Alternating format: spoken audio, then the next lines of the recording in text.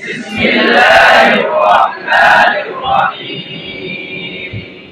قل أطعتنا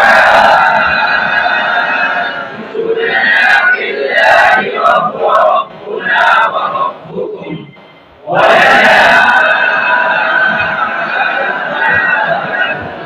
أعمالكم ونحن له مخلصون.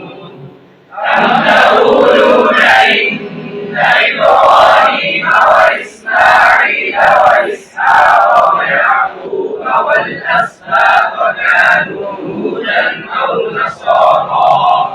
قل أنتم أعلم أم الله؟